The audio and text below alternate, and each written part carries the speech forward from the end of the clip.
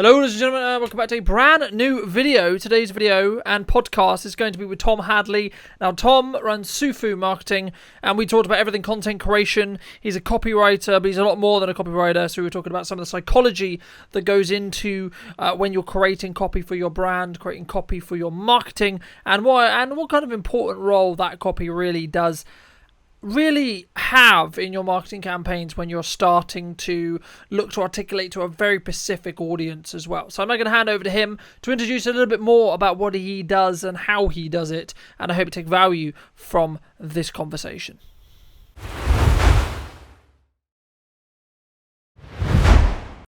So my name is Tom Hadley.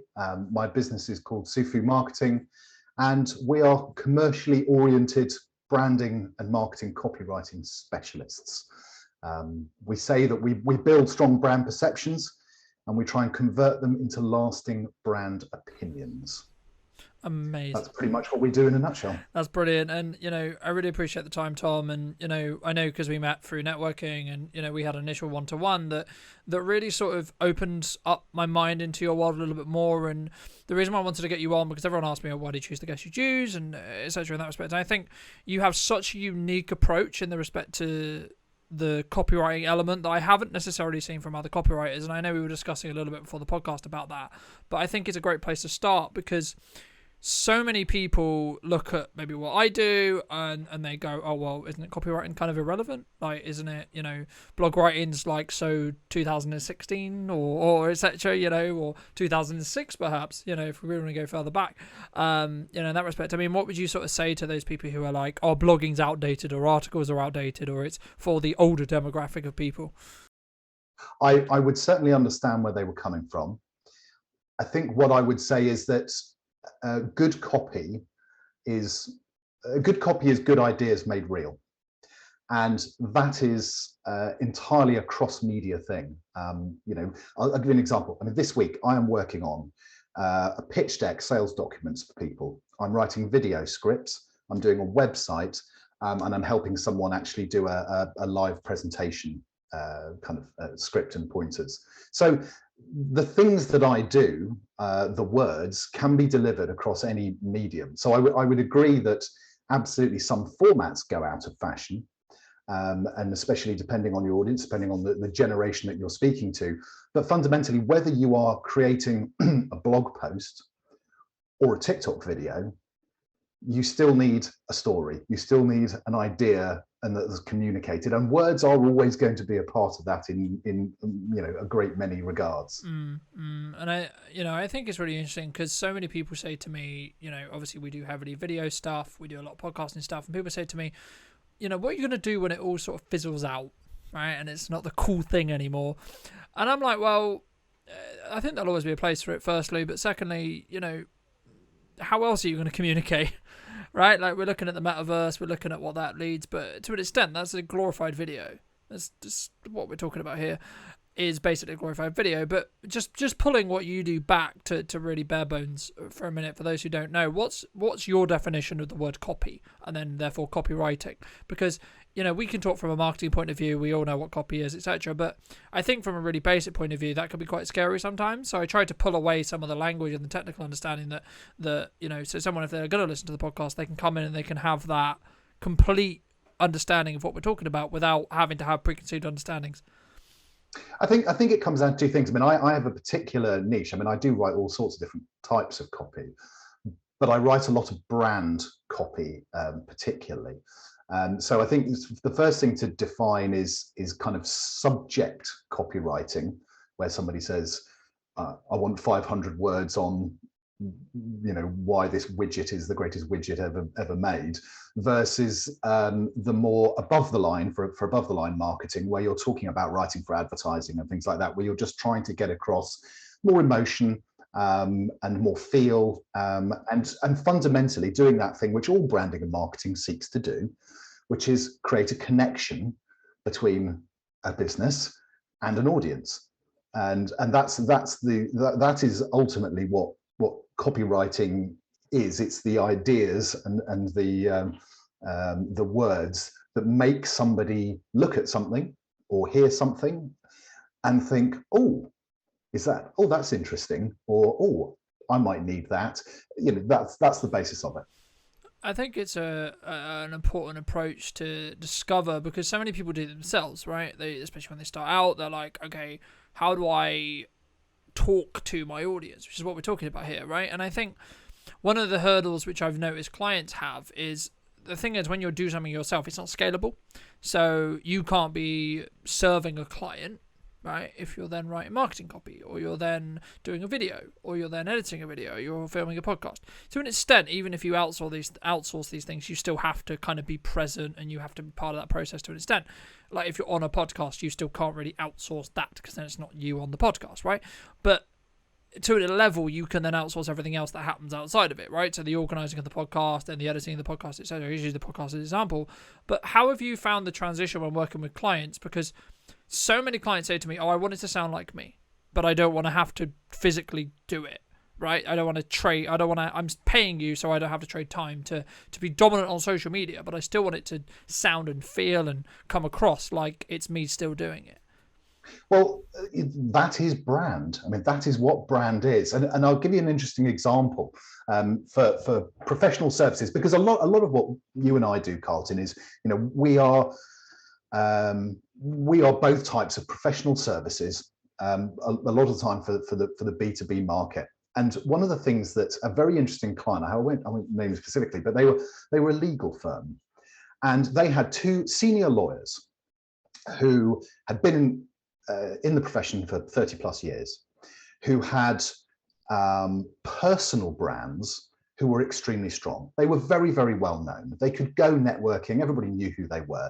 They had 30 years worth of amusing, witty and insightful anecdotes from their experience. And they hired me because what they said to me was, we do great, us senior guys, but we've got these juniors and they're bloody useless. And they can't sell themselves like we do. And I just don't get it. And they just didn't get it. They couldn't understand why these more junior members of staff could not do what they did. And I said to them, that's your problem. Your problem is that you are relying almost entirely on your personal brand, and you don't have a strong company brand. And what's happening is these junior people, they don't have all of this armory that you have of all the stories and all the connections you've made and all those things. They're going out much more nervous, much more junior, and trying to represent your company, but without really feeling that there's anything there for them to inhabit to represent the brand. And so they're very, very nervous about it, and they're not succeeding at doing it. And once they started to appreciate that, they started to realize that they couldn't rely on personal brand, and they needed to build a stronger company brand with all the messaging and things that go around that, to give these people something to make them also confident salespeople. And I think it's a really interesting insight into a lot of people who are service industry, right? Because we're both service industry. Arguably, why am I arguably successful as I am? Because people know me, right? But this causes me a problem when I'm trying to scale, right? Because suddenly I have to have all the touch points with the clients and etc. And what you're talking about there is actually taking what you've learned, taking the ethos, taking the reasons about why you do something, and kind of helping your employees or helping the people you work with really resonate with that and really connect with that. And I think there's two business models around that. Either you outscale your team, so then you can do more, but making sure those ethoses are there, or you just simply up your price and you just continue to do it yourself. I think it comes back to what's your vision, what's your values, what's your concept specifically. But something I did want to touch on, which is something that I went to networking this morning and something that was heavily talked about this morning, was that social media is this concept of like, yeah, it's a nice to have, right? And I think people misunderstand to an extent the power content can have, because what's the ROI on content, right? Like what's that return on investment of time or money or both? Where do you see content fitting in that respect? Because so many people say to me, I've gone to networking for years and it works really well, and that's the only way I need to do marketing because it's worked for me, right? Okay, it's a fair argument. But from your perspective, why should someone look to do copywriting, podcasting, video, combination of all the above? etc. I think it comes down to there's a couple of different points to make on this. I mean, the first is, let's talk about ROI, because that is an important thing. And I'm someone with 20-year background in digital agencies. So I've been brought up and I've had commercial considerations drummed into me. And that's another one of the things I think that makes me a slightly different copywriter from some people, is that I don't do fluffy. I do commercial, and I think commercially. And it is hard. Attribution, is the word that we use to describe measuring where things come from. And in the digital world, some attribution is easy, some is very difficult. The role of content can be difficult to give a precise attribution to, other than, as we say, it crosses all media. And so there's a lot of stuff that's perhaps messages that are easier to test in one format, more difficult to test in another format, and marketing strategy should take that into account. But fundamentally, the role of content, particularly in social media, I think is that social media for me is about timing. I was talking about this. I posted about this on LinkedIn just the other day, actually, that I think people don't realize the shelf life of social media.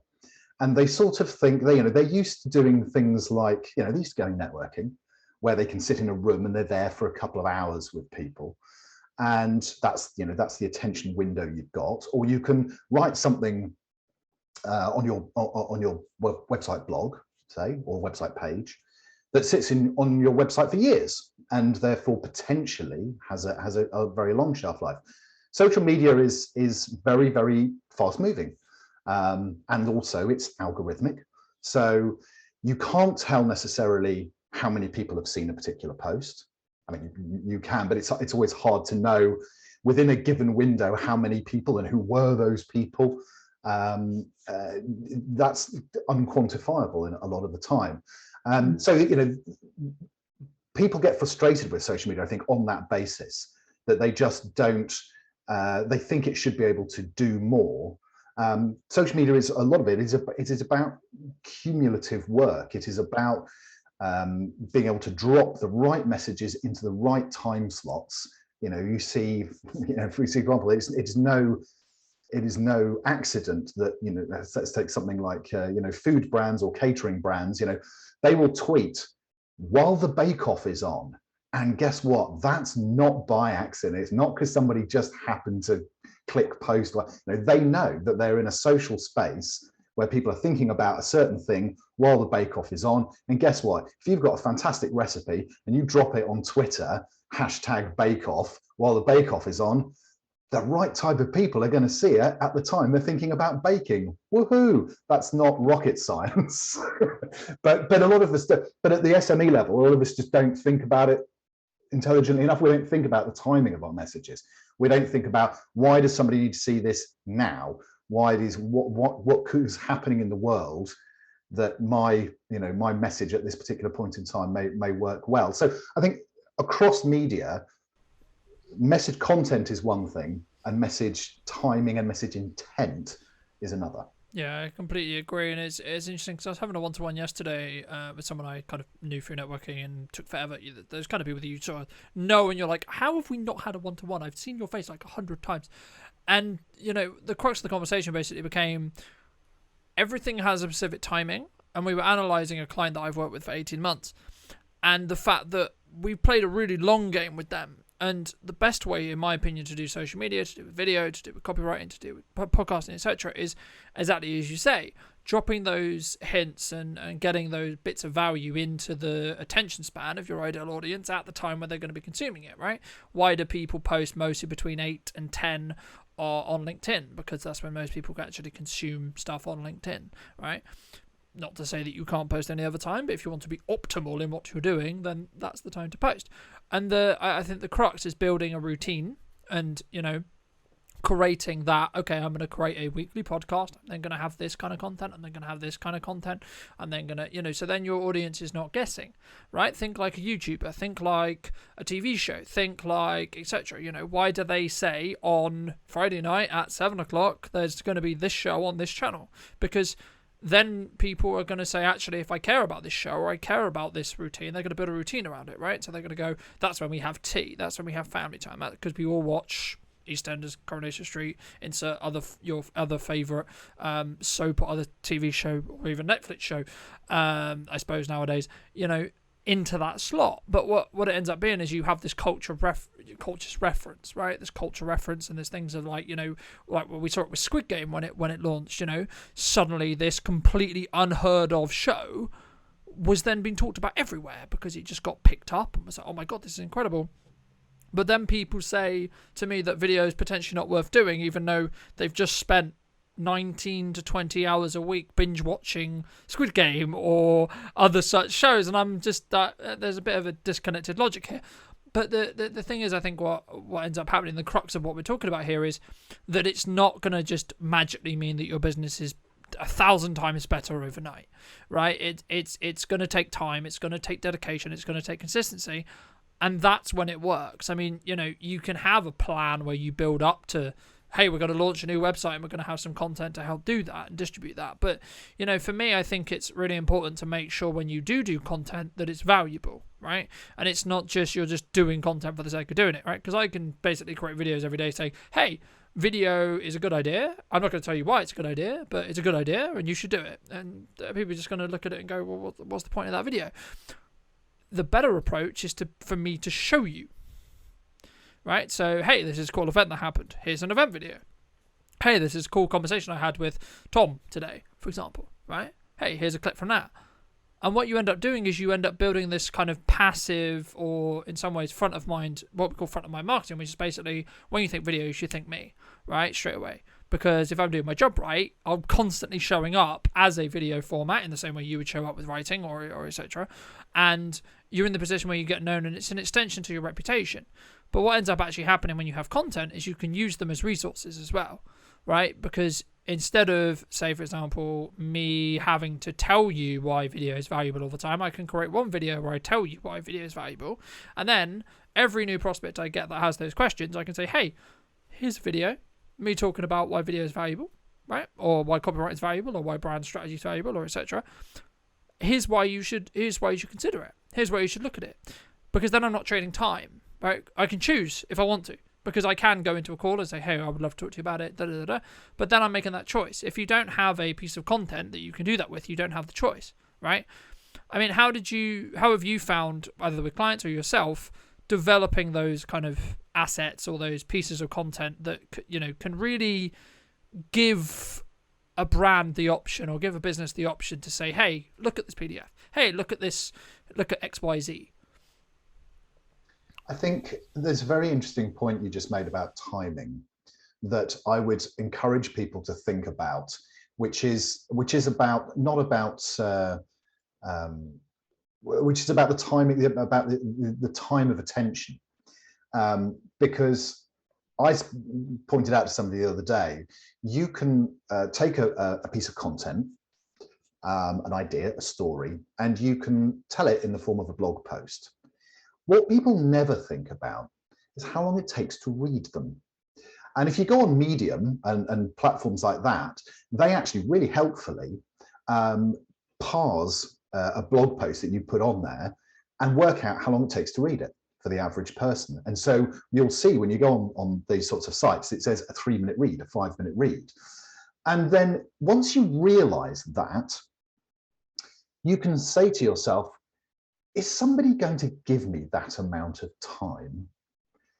Because if the answer is no, and if the content isn't strong enough to sustain that, then the simple fact is, well, actually, if I didn't write it all out as a blog post, but I took the salient points of it and I turned it into a video, A, that's more interesting. There's a visual aspect to that that's more interesting, but B, this could be condensed to 1 or 2 minutes. Can I get 1 or 2 minutes of someone's attention? Yes, I can. And they'll watch it all the way to the end. And therefore, again, the message is the same, but choosing the correct medium helps you deliver the message within the time span that the viewer is prepared to give you. Yeah. I think that's a really powerful point as well, because, for whatever reason. I was reading an article the other day that a friend of mine linked me, and it was a study in 2015 or 2016, which is now very outdated, but it was a bit alarming when I read the study, considering that's when it was from, saying that at that point, our attention span was now less than a goldfish. Goldfish has on average about 9 seconds of attention on something, right? We have probably about 4 to 5 in that study, it found. That probably means now, in 2022, probably closer to 1 to maybe 2 seconds that I need to grab you, right? I need to have that, hey, you need to listen to me. Well, now, I'll let the audience decide whether that's progress or not. But I think it's a very interesting point, and I'm really glad you mentioned it because, and yeah, to an extent, it's because it's a video, but also it could just be, why is the blog 500 words? Can it be 150 and get the same points across? Could it be 200? Right? Could you turn that into 2 blogs? Maybe you're trying to, there's points to in-depth tutorials. There's points to in-depth, explorative content. Yes, but that's very niched. You need to understand that there's a difference between what I would call depth content and then awareness content. Awareness content needs to be short, snappy. Hey, this is what I want to sell you. This is your takeaway. Thank you very much. That's it. Depth content is, right, I'm asking you to spend an hour or half an hour with me following along a specific skill that I'm going to teach you step by step how to do, right? So it could be how to film a video, could be how to do audio, could be how to edit a video, how to edit a podcast, so on, right? There's loads that you could have, but they're different branches of content, right? But if you do have this kind of long form piece, a powerful technique can be taking the gems, those things from a conversation, turning them into the 2-minute chunks, right? Turn them into tiny bit chunks so they can sit on TikTok, they can sit on Instagram, they can sit on Facebook, they can sit on LinkedIn. So you can grab that attention, and then actually maybe people then would be interested in hearing an hour conversation. Exactly. And that's the thing. It's all about, taking the entirety of what you want to say about your product or your service, looking at it in the context of your sales process and saying what at each stage, at each touch point, is just enough information that allows someone to move down the sales funnel in the way that I want them to. If you send out, say you start with an email. If you put 600 words into the body of an email, the chances are somebody's not going to read it and they're going to fall out at stage 1. Whereas if you can intrigue them with 50 words in the email that leads them to a web page with 100 words, that leads them to click on a video, which might have, be based on a 200-word script, you're building up, you're allowing them to self-select.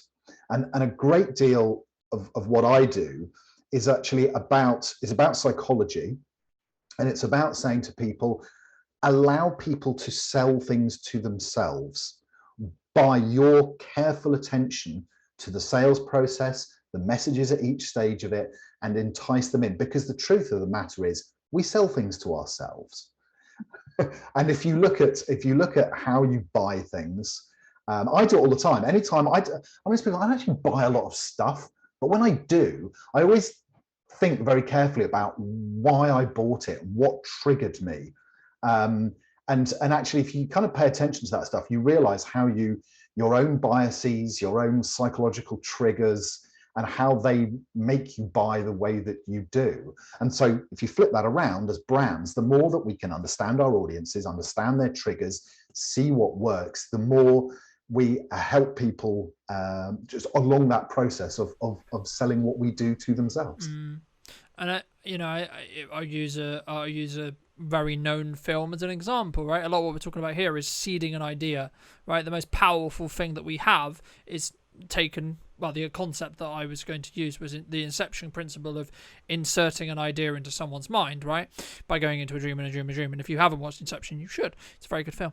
From a storytelling element and everything as well. But it does kind of bury the point about seeding, right? Which is taking an idea and allowing it to grow. And I think something that I've noticed as well is you become more confident, you believe in your product and your service a lot more, and believe actually that you're really good at it. You don't have to say a lot at that point, right? And it's actually, you become more confident, and the more confident and the more skilled that you, when you come to communication, this is the same in marketing, or the same in a conversation, or the same in a networking group, you speak with more intent, right? So when you speak, it's actually not just for the sake of speaking, it's to make a point known, add some value to the room. If you are an expert on this topic, you know, a video was talked about a lot this morning in that networking group that I was part of. So I chimed in quite a bit. When they're talking about something else that's not my wheelhouse, I'm like, okay, I'm going to consume. I'm going to listen. I'm not going to talk about here. I'm not going to talk here because what can I add? And the question, I think, should be whenever you're networking, whenever you're talking to someone in one-to-one, when you're having a conversation like this, or just thinking about creating content, or in general, what can you say that's going to add value to that conversation, right? What can you say? And it's not just saying it for the sake of saying it, right? It's also, I mean, I will run with your Christopher Nolan analogy because I'm a big Nolan fan myself. Nolan is fantastic at non-linear storytelling. And if you think about it, much of the way in which we consume marketing messages is also non-linear, in that you might have lined up a series of 10 bite-sized videos or 10 blog posts or whatever it is, but you have no way of actually knowing that somebody consumed them in the order that you intended. They might have seen the first one, gone away on holiday for a week, missed 3, 4, and 5, and then watched 6. So then you have to say to yourself, if somebody watched video 1 and video 6, would it make any sense? Or would people think, what the bloody hell is he on about? And websites, website journeys. We sit there, we build sitemaps for websites, we think about how to structure that content, but you don't know which order of pages people are going to click on, and they will do the randomest of things. And so then it becomes about the role of both content and visual design in trying to at least guide people through a journey that is the optimal one that you would like them to take. We don't, for example, people spend a lot of time writing blog posts. What they do not do is they don't spend nearly enough time thinking about how copy creates the role of it in signposting and calls to action that make effective website journeys that lead people to buy products. And if people spend a hell of a lot more time thinking about signposting and calls to action and less about writing 500-word blog posts, we'd all sell a lot more stuff. That's the truth. So all of these things are part of the mix. And again, this is why brands need people like us. They need people who come at this from unusual and different angles and think about the psychology. Think about it, think about the user. I spend a lot of time, although I work on brands for brands, I don't spend most of my time thinking like the brand. I let them do that. That's who they are. I spend my time thinking as the customer and going, well, why would I want to know that? Why have you told me that? I don't want that. I want this. And trying to make sure that brands understand all of those contradictions and biases that consumers have, to make sure that they're catered for in the content that we're producing. Yeah, and there's 2 points I'll add to that. I mean, the first principle of like marketing is attention, right? You want to make more money, you need more attention. That's the crux. Now, there's lots of ways to go about that. Create more content is one. Have more meetings, have more one-to-ones, be more dominant in networking. That's number 2. Number 3, simply just what conversations have you had today that could lead on to something, right? And this is something, a really, really basic principle. It costs you absolutely nothing. You have conversations every day. But how are you leveraging those conversations? How are you leaving ideas to sit in that person's head, right? That then can be reinforced by your content that then will in turn potentially develop that idea in their head to say, actually, I wouldn't think about going anywhere else because, of course, they're going to think it's their idea. But actually what you've done is you've quite kindly, because you want to help them, right? This is not like I'm going to put an idea in your head so you have to have it. No, because people can reject ideas. People reject ideas all the time. But if you do it in a caring manner and you do it with compassion and you do it with genuinely care about the growth of the business, what I've found is actually you get less short-term work. You basically get any short-term work at all. But when you get the projects, they're more meaningful. Not necessarily more expensive, but they're more meaningful. Because the timing for that client and you to work together is perfectly matched. It's about value is at the heart of all that. I am absolutely obsessed with the concept of value. And it's one of my chief bugbear about social media is that so often, every single day, I spend time on it doesn't matter whether it's Twitter, LinkedIn, Facebook, wherever. I see people posting things and I just think, why that, why now, why for me, what did you want me to think about you when you chose to post that? And especially, there's a lot of people want to try and be authentic, and therefore I see a lot of posts these days, people talking about themselves but with seemingly no awareness that they are also speaking to someone. And then you get these posts where people sort of go, oh, I woke up this morning and I was in I felt in a terribly bad mood. And I spoke to someone and now I feel really jolly. Yay. And you go, right, what? But you've written that on LinkedIn. What? LinkedIn is the place where your customers and your suppliers, what do you want them to think of you when you wrote this and you posted this? What am I supposed to take away from it? And often the time I'm kind of baffled by it.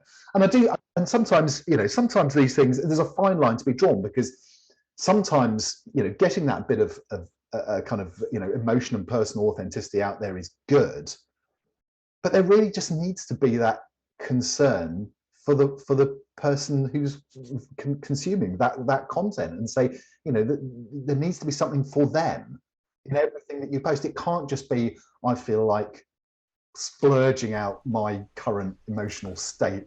Which you can, I mean, you can, yeah, of course you can do that. I mean, that's arguably what a personal Facebook page is for, or your profile on Facebook's for, right? In theory. But if you're going to do it professionally, use it as a story anecdote, right? So I woke up, like, you can turn anything if you think smart enough about it, you think long enough about it. When you're writing the post, you're thinking, okay, I woke up this morning, I didn't really want to go to work. I'll give you a really quick analogy. Yesterday, I woke up, did not want to do anything. One of those days where I was just like, no, do not want to work today. Don't want to do it. Don't want to go in. Want to stay in bed. Take the day off, right? And luckily, as business owners, we can do that. I didn't, but, and the crux was, okay, now I need to ask myself why. Why am I feeling this way? Okay, that's fine. I gave myself half an hour and then I forced myself out of bed, showered, out the door. I was a little bit later to work, but I showed up, right? And it actually ended up being a really productive, really great day where we had like 3 sales opportunities within that day that just came out of the air, because that's what happens sometimes when you do content and you're consistent. And, it's actually your phone will ring and it will be someone who you've never heard of before. And they'll go, oh, I've been consuming your content for years and actually I've got this project that's perfect for you. And can we have a conversation and so on?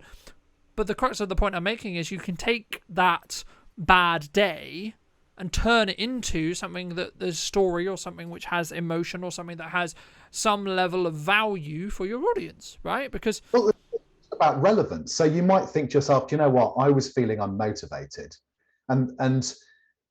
but what I realized by being self-aware and talking about it, I realized there were signs of that that creeping up on me. And then what you say when you post it is you say, so you know what? If you spot these signs of poor motivation or burnout in your colleagues, you can do something to help them. And then you've actually put a seed of an interesting idea that creates value that somebody else can actually go and do something with to help them, to help themselves and their business. And that's the thing, is it's, as you say, with about content, it's actually just about thinking someone's got to read this and take it away and do something with it, do something valuable with it, or learn something valuable from it. How can I put it in those terms when I post this, rather than just it being a bit of a sort of just self-indulgent splurge of my own personal feelings? Yeah, I mean, there's nothing wrong with having a personal, splurge of my personal feelings, but it's about time and place, right? You shouldn't post professionally for the sake of just posting, right? If you're going to post, it's when you have something to say and you have something to teach, you have an experience, an analogy, reality, something cool happened, etc. These are all things you should celebrate. These are all things you should post about. Yes, you should, but you should also keep in mind that it's the audience that should get the value, not you necessarily, right? Because you're asking for their time, you're asking for their attention, right? You need to give them something back in exchange, right? Now, every piece of content should be educational, entertaining, or some level of emotion attached to it, right? Ideally, you would weave all of these together, right? That's not always possible.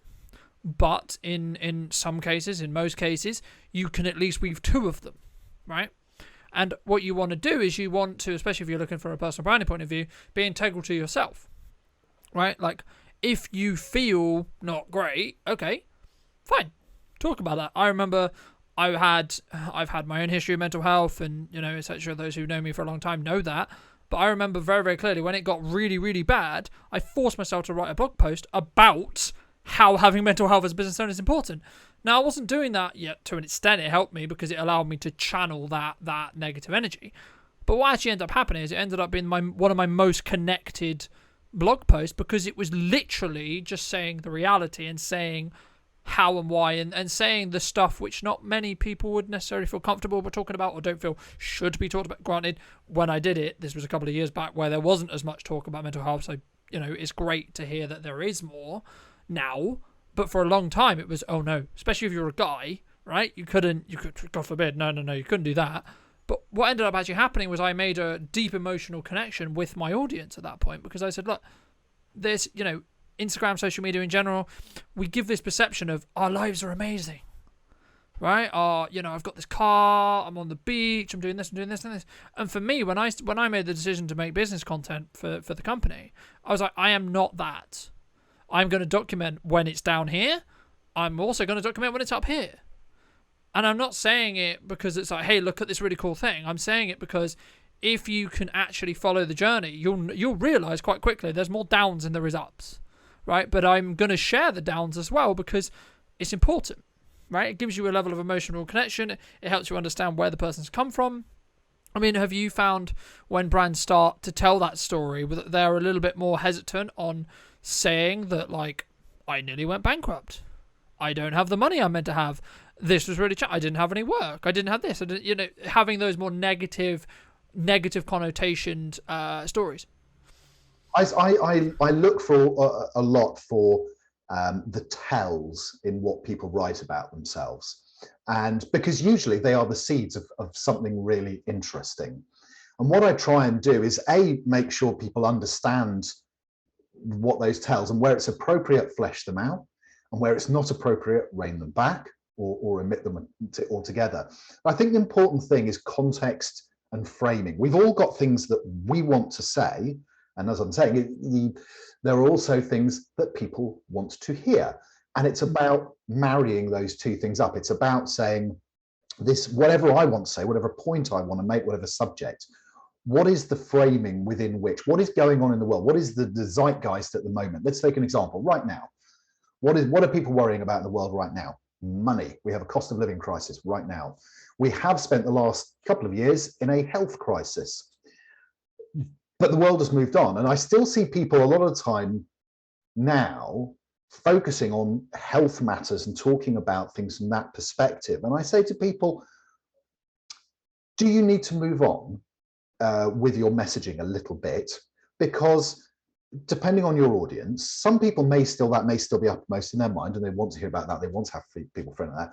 A lot of people are bored to death with it because they've heard nothing else for 2 years, and they've now got more pressing priorities. So do you need to start reframing your messages into the context of what is happening now, around, and thereby making it more fresher, more relevant, more sort of feeling like it has a place in the world of today.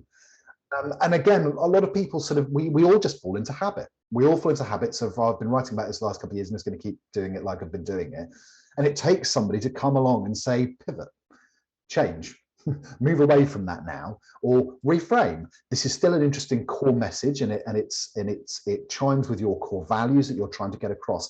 But you need to give it new context now. You need to frame it in a different way, such that people can do something more relevant with it. So I just think for all brands, whether you're a giant corporate or the smallest one-man band, those things they are universal in that they will make you feel different. They will take your content from being okay and good to being really great, really timely, really exciting, really fresh.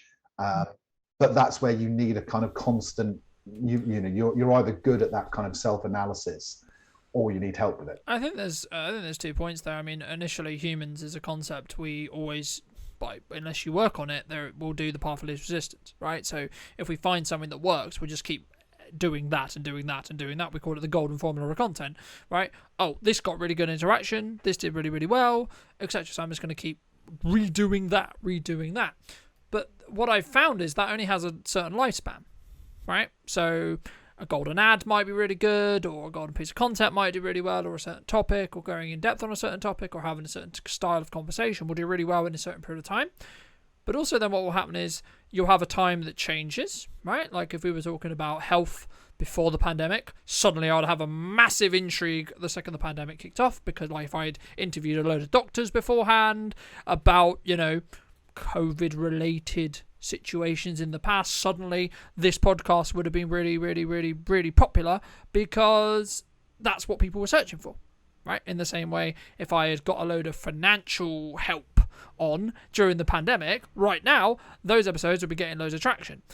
The point I'm making is like how, I know an answer, but I'm curious on yours, is how does one, you, me, a business, someone listening to this, go about creating content that could have the chance of doing that? Because for me, I think it's all very well and good us sitting here as professionals and people who've clearly done content for a long time going, this is what you should do, this is how you should do it, etc. But most people would then say back to that, well, there's no point then, right? Because it's never going to be good enough, quote unquote. There's an audience out there for literally everything.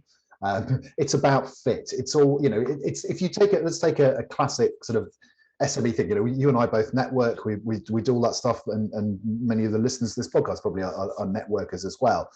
When you think about it, you turn up in those rooms, and unless what you do is extremely niche, there are others who do a similar thing to what you do. It doesn't mean everybody's got their right fit. Everybody's got their particular style of doing things, or the purpose of doing things that makes them unique. If we just take the time to dig under our own skins and say, this is why you should really hire me, not the other guy, or do you know what, don't hire me for this stuff because I don't, it isn't my first love, or it isn't my speciality. We make ourselves that much more attractive, real, and relevant to the people who might want to hire us. And I just think that's the good to great way of looking at this, is not to ever feel that you haven't got something worthwhile to say. Whatever it is that you do, whatever your message is, there is somebody out there who will want that service or want that product. But you just have to make sure that you're finding that connection with them by being that bit better at explaining and illuminating the difference you make, the person you are, the way you go about it, rather than simply just And I'm conscious of time, so I think let's wrap up soon. But I'll just add to those points that you went over and are really, really valuable. It's about being integral, right, to you, and making sure that when you communicate, or whether you're communicating through someone else, that it's true to you, right? Because if it's true to you, then you can't get it wrong. Everyone says to me, what if I get it wrong? What if I say it wrong on video? What if I go off script? What if I go on a tangent? What if I do this? What if I do that? What if I do this? Great. Fantastic. Go on a tangent. Fantastic. Go off yourself. Go. Do it, because it's where you get the gems. It's where you get the really insightful value, really emotional connection, etc. There's loads of value there to be had, and you need to trust yourself that you are an expert in your field in your own right. Well, the thing I would say, and I'll bring this back to what I said at the very, very beginning about how I work, because I do think it's important, is there is perception, and there is initial perception, and then there is hardening that into a lasting opinion. And this is the reason why what you say is important, because you can create whatever initial perception you like. It can be fake, it can be false. But if you can't live it as a brand, if you can't back it up as people interact with you, you're going to get found out, and they're going to think, you're fake or a liar, or or not what you purported to be. So that's the reason it is important to find what is true to you and connect it with the right audience, because only if you can really live those values will you actually turn an initial perception into an opinion where customers keep coming back to you because they know what they're going to get, and they know it's what they want. So that's the thing I would say is absolutely is worry less about brand perception, worry more about saying, how can I create a brand opinion of myself that survives when something inevitably goes wrong? So, the things happen to all of us. We're never perfect. We never deliver perfectly 100% of the time. But the question is, if something goes wrong, am I going to have a strong enough relationship between my brand and that customer that they're going to forgive me, and they're going to remember all the good things I did for them, and they'll still come back and buy from me again? Or is that, bump in the road going to be something where they go, well, no, I'm never going to use them again? That's what we need to try and make sure that our brands are doing, and creating that strength. And I think sometimes that when someone makes the decision that they don't want to work with you again, that's not necessarily a bad thing, right? Because as one grows, as one changes, as one brand develops, as one business grows, your requirements, your needs, your expectations, etc., are all going to change anyway. So, I don't work with the same clients I started off working with. Still have a heart. My heart still goes out for those clients all the time because they believed in me when I was no one, right? And I had nothing, and I was just trying. I had this vision, I had this idea, and they were like, a bit crazy, but sure, all right, fair enough. Let's give it a go, right? But the thing is, it's about understanding that sometimes your time comes to an end, even with retainer clients, right? And that could be multitude of reasons, nothing to do with you. Right? No, absolutely. It's all about the fit, and sometimes the fit changes, and everybody needs to move on. Sometimes a client has extracted all the value from you that you can give them, and it's just time to go do something else. And that's absolutely fine, and nothing wrong with that at all. And sometimes they'll circle back, sometimes they won't. I mean, I think it's great to have that kind of belief, though, to be like, if that does happen, actually I'm good enough, and I'm okay, and I'm strong enough to go and get the work, and the work will happen, and the work will come, especially right now, because everyone's concerned about their bottom line. Everyone's concerned, as you mentioned, about the living crisis, etc. Yeah, it's going to be a concern. It's going to be a thing, and and there's only so much we can do about it, right? My only advice, if you are going to give advice, would be continually show up, continue to be integral to yourself, and believe in what's worked previously that will work still, right? There is still work out there. People are still spending money. Sometimes you have to go about it in a different approach. Sometimes you have to work a little bit harder. Sometimes you have to be a little bit smarter about it. But the opportunities exist. You have to get yourself into those opportunities and leverage them.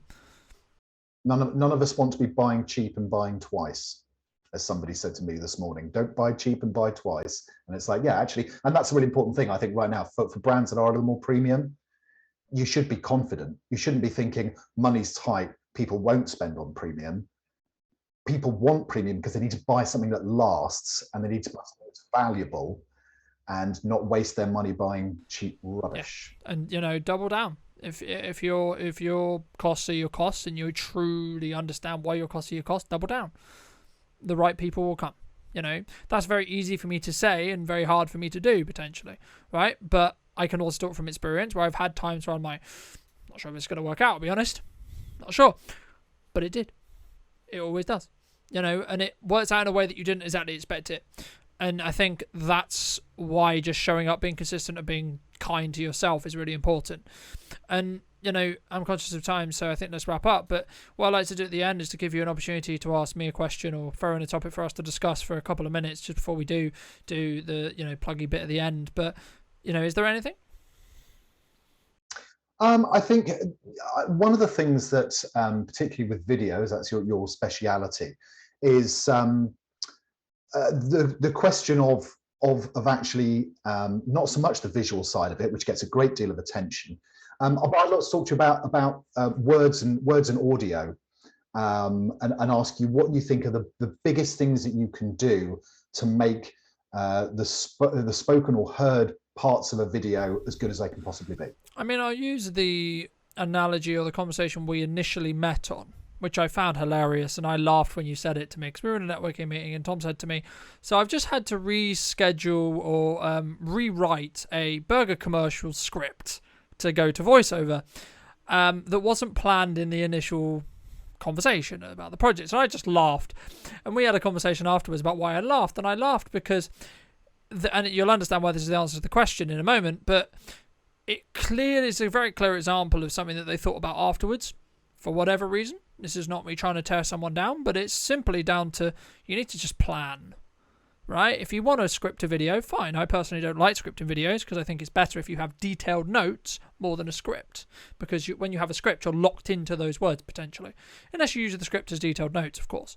But for me, it's about finding a method of having technical information into a video that works for you to be able to articulate it. From a specific audio point of view, make sure your audio's all right. Please. The amount of videos that I see that look amazing but sound horrible, and I can't watch because it hurts my head to watch, this is really common. I would rather it looked a bit, I don't know about this, but sounded good, or it sounded at least, not 100% broadcast, but at least all right, because then I can consume the content. Then I can actually get the point of what's going on. And for a long time, audio is under talked about and underutilized, especially when it comes to sound design in films, right? And for those who don't know, sound design is basically, if I'm walking down a street and I've post-edited that in, I need to also add in the car noise. I also need to add in the wind. I need to add in that. The benefits of doing it in sound design, of course, is you can play with those levels more than you can play in reality.